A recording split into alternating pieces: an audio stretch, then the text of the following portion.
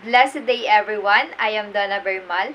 I was assigned to discuss the topic about the indicators of achievement. Our objectives are: first, define the indicators of achievement.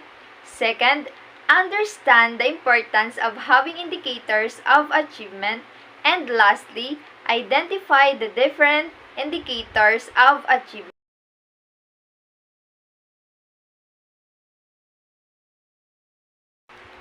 Dr. Ben Akalik and Dr. Arthur L. Costa, co-founder of the Institute for Habits of Mind, created the 16 habits of mind that also considered as the indicators of achievement, and I will discuss the 8 of them. The first indicator of achievement is persisting. So, persistent students have a systematic method of analyzing a problem. They know how to begin, what steps must be performed, and also what data need to be generated and collected. It is also about not giving up and also achieving whatever your goal is. How this helped to our learning is that it encourages us to continue learning and working towards our goals. For better understanding, let's watch this video.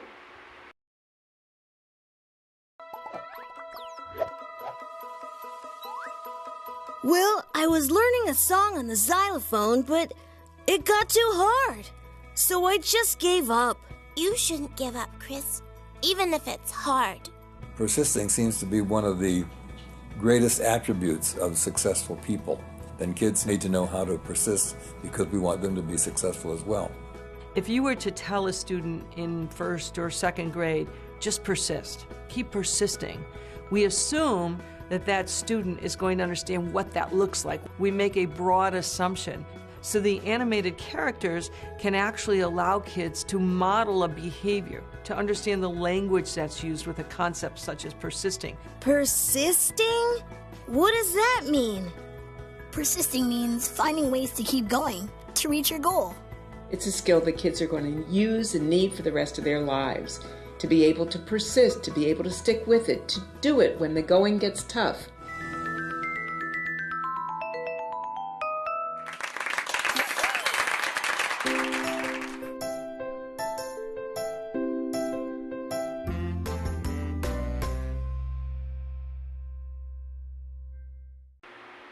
The next indicator of achievement is managing impulsivity. As students become less impulsive, we observe them clarifying goals, planning strategies for solving a problem, also exploring alternative strategies for solving a problem, and debating consequences for their actions before they begin. So, dito po sa managing impulsivity, pag sinabi pong impulsivity, ito po yung padalos-dalos na pagdidesisyon or paggawa ng isang bagay. So, mahalaga po na malaman ng isang bata, ng isang mag-aaral kung paano ito i-manage nang sa ganon, bago siya gumawa ng isang hakbang, ay meron siyang siguradong desisyon at magiging successful ang kanilang gawain. Inaalam mo na kung ano nga ba yung mga possible na consequences pag ginawa nila ang isang bagay. So, it is important for them for remaining calm and also being truthful and deliberative. And for better understanding, let's watch this video. Managing my impulsivity?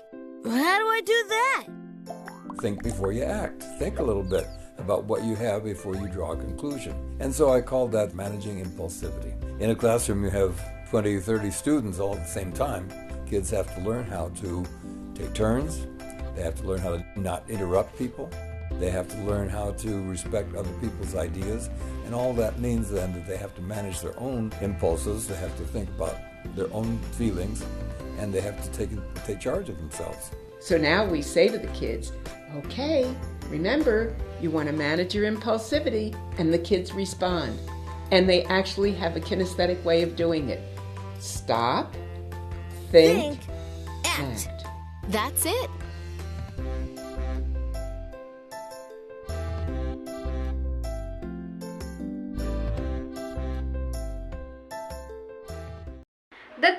indicator of achievement is listening with understanding and empathy.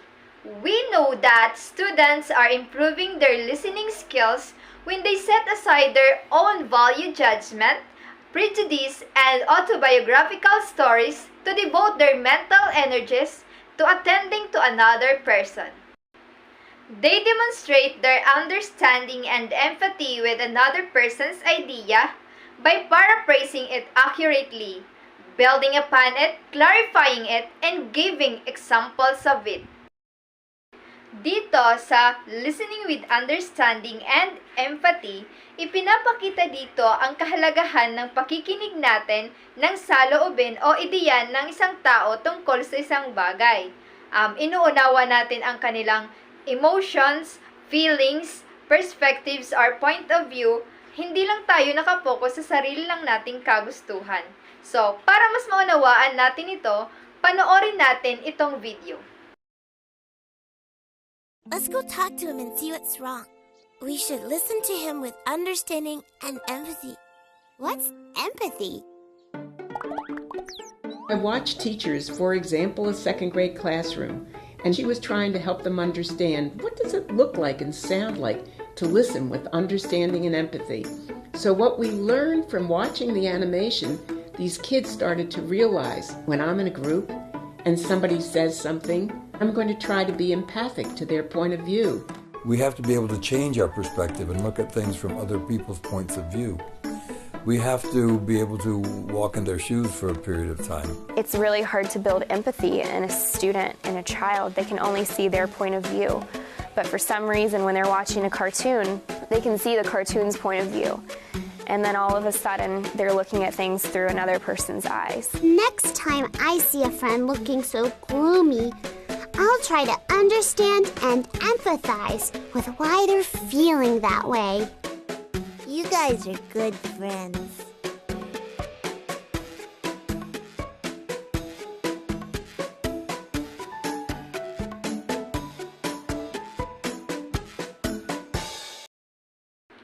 The fourth indicator of achievement is thinking flexibly.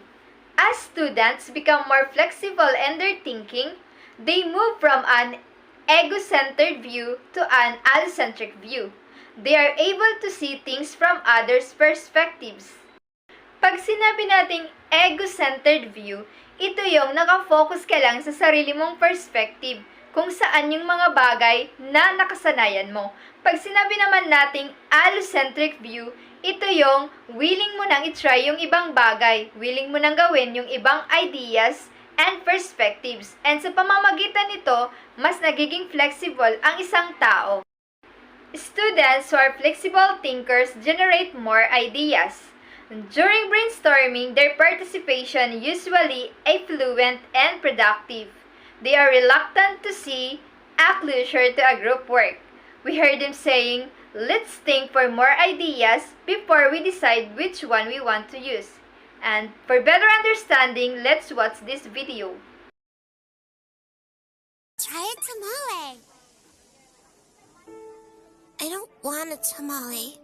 Dee, you should learn to think more flexibly. I just had my mind set on spaghetti.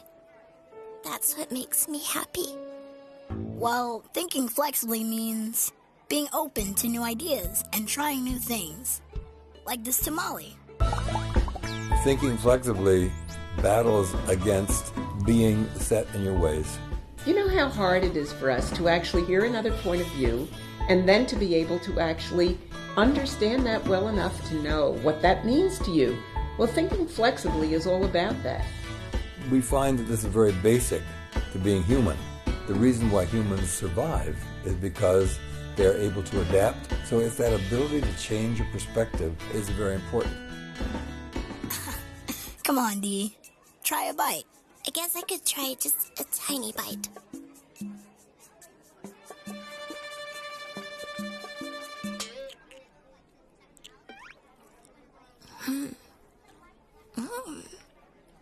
Hey, these are really good.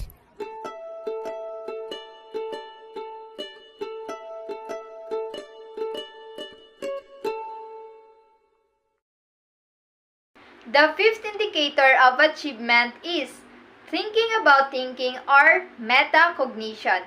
Developing this habit comes down to that it is important that we are aware of our thinking process, being aware of our own thoughts, strategies, actions that may affect others. Students who have these habits are articulate about their reasoning process. When we ask them to explain their answer to the problem, they give their solution and then describe the reasoning process that brought them to their conclusion. To better understand, let's watch this video. Think about my thinking. It sounds funny, but it actually works. When you think about your thinking, you focus on what you're doing and how you can do it better, rather than just doing it without thinking. Yeah, it helps to have a strategy in your mind so you can reach your goal. Thinking about your thinking, which many people call metacognition, meta, about, cognition, your thinking, is really one of the most important of all of the habits because it really says that you'll be aware of your thinking. It really puts you in what we refer to as your executive control. Being able to carry on an interior conversation inside your head. The ability to form a vision inside your mind and work towards it. All of those are metacognitive skills that need to be talked about in school. It's all part of that self-regulation, being in control of not only your own actions, but your own mind as well. You did great, Marcus. Thinking about your thinking made playing T-ball easier, didn't it? It really did. I slowed down, planned a strategy, and focused. And when I focused, I could see right where I needed to hit the ball. And it worked.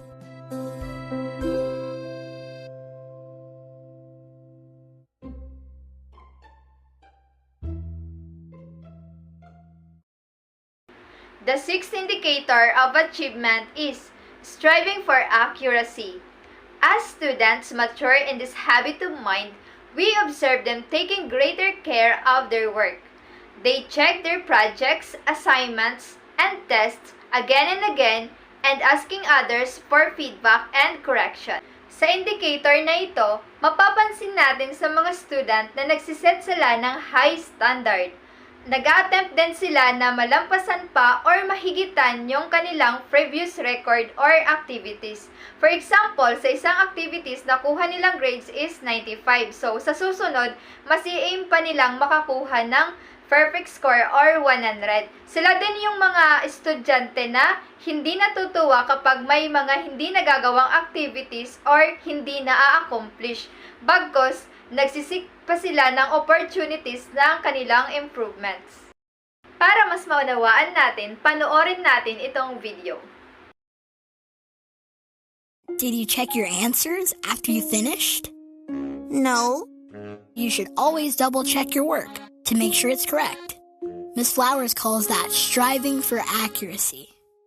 Striving for accuracy? What's that? It means you're trying hard and taking the time to do something the right way. Sometimes people think that striving for accuracy is all about getting an A.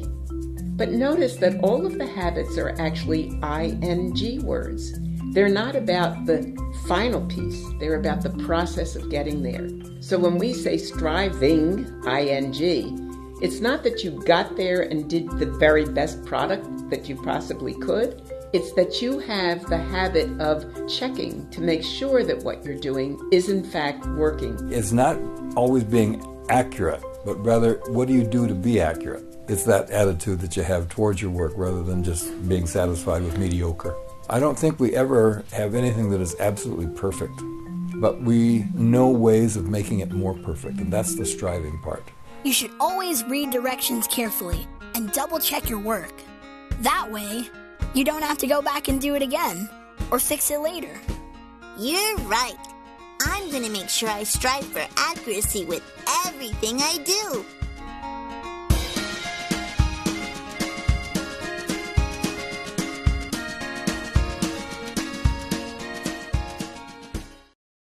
The seventh indicator of achievement is questioning and posing problems.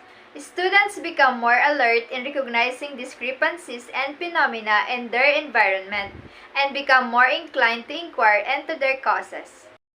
They demonstrate increased skillfulness in approaching problems strategically with greater interest and challenge. They enjoyed and seek opportunities for learning from solving problems. Sa indicator na ito, mapapansin natin sa mga students na madalas silang magtanong at interesado sila kung paano masusolusyonan ang isang problema.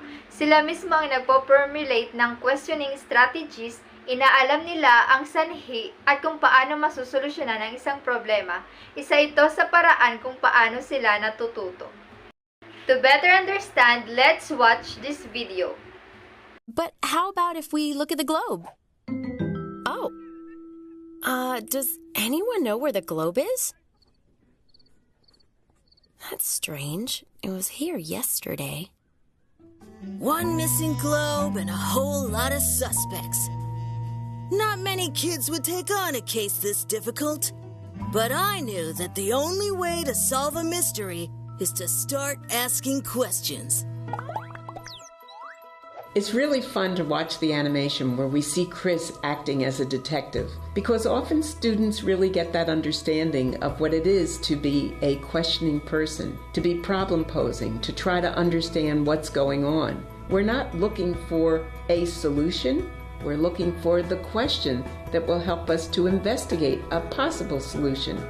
That's what we want teachers to do with students, is to give them time to ask questions. So we have kids just generate a lot of questions. We help kids then to become aware of the kinds of questions that they're asking, when are they appropriate, what kind of data do they yield for us, and we get them into the habit of asking more questions. I've been asking about the missing globe, Miss Flowers, but nobody wants to confess. Maybe, instead of asking people if they took the globe, ask why might someone want to take the globe? It leaves room for more ideas. You see? Yeah, I do. Wow, you'd be a great detective, Miss Flowers.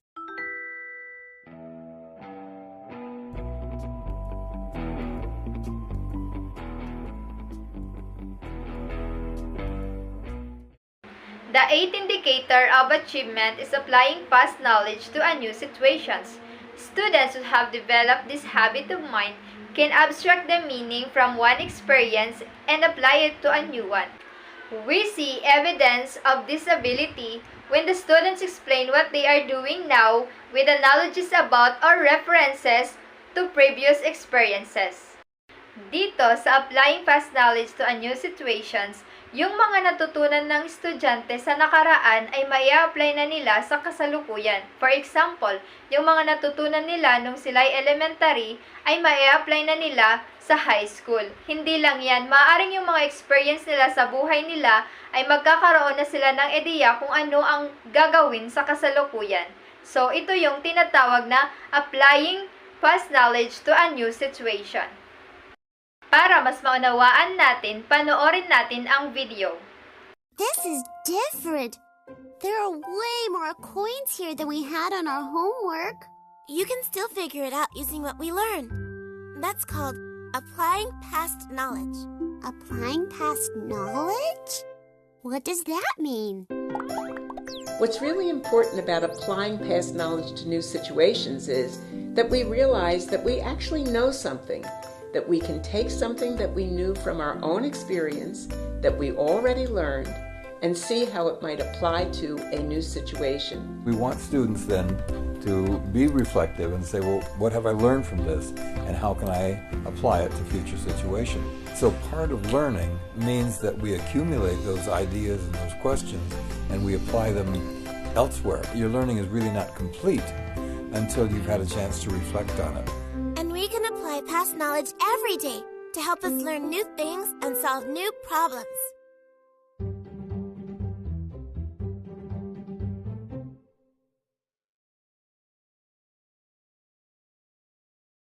In conclusion, there is a great value in making the habits of mind explicit with indicators that guide us and observing growth and improvements.